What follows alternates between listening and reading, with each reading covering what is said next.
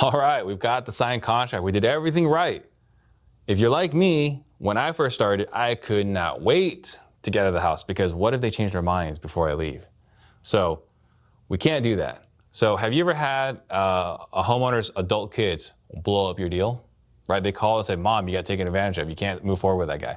Or have you had a seller go dark about 2 days after a signed contract or 2 days before close of escrow?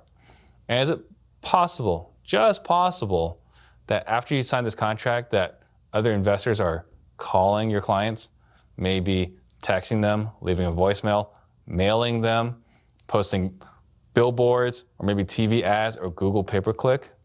Just possible, right? And so what we want to do before we leave is we want to build a moat around the house, just like you saw in the dark ages with the castles. And how do we prevent seller's remorse? Well, the first thing is we take the contract that they just signed with us, we'll hand it back to them and ask them, what does this mean to you?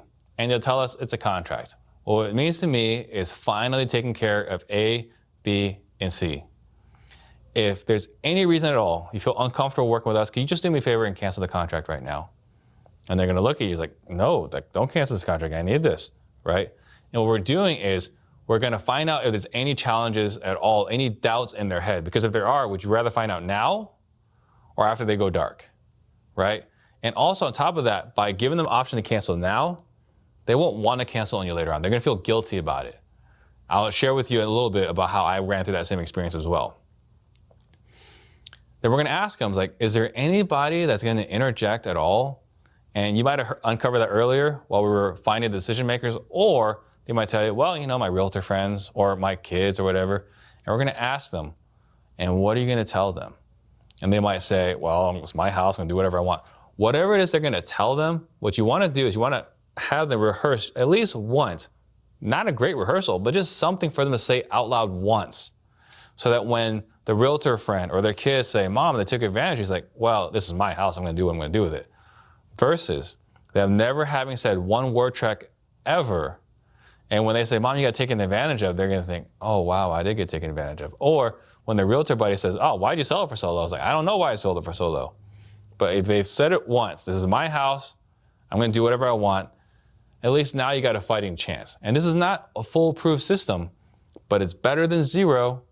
And then the last one is, for us in the Phoenix market especially, is we always wanna have this conversation about them receiving higher offers. So we're gonna say, well, you know, in the next 14 to 21 days, you're gonna be getting phone calls, emails, text messages, and so on, people offering you more money. What are you gonna tell them? And they're gonna say, well, I mean, if I get a higher offer, I should probably listen to them. Then we'll say, well, we have a problem. They'll ask you what the problem is. Well, I'm gonna go back to my office. I'm gonna tell my team, we're buying your house.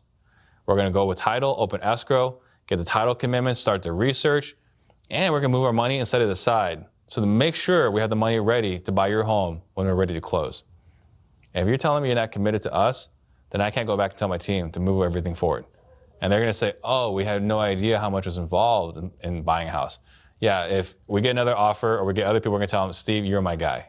And whatever concessions you need from a homeowner, now is the time to ask it. Whether you need a key, you need to put a lockbox on the property, you need to listen on the MLS, whatever concessions you need, now is the time to ask it. Because if you ask for it in 7 days or 21 days, they're gonna start thinking, is Steve really going to buy my house, right? They're gonna have some doubts.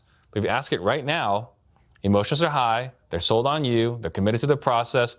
This is the process, and they're gonna be totally okay with whatever it is you ask of them right now.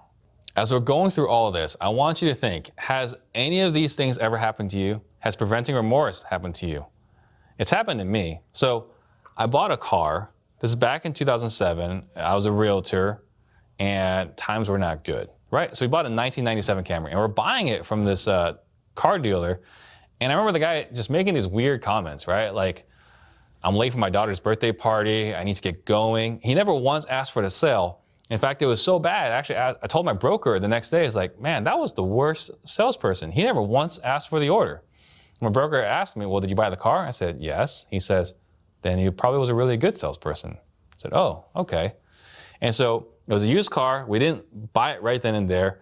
We actually wanted to get it checked by mechanics. So I took it to Pep Boys, get the car looked at, and it needed to, the wiper fluid tank needed to be replaced. So we got it replaced, right? We bring it back, and my wife says to me, are you sure you want to buy this car? And I said to her, I looked right at my wife and I said, we made a promise to this guy and we're not going to cancel the contract now. And looking back, I'm quite convinced he prevented remorse on us.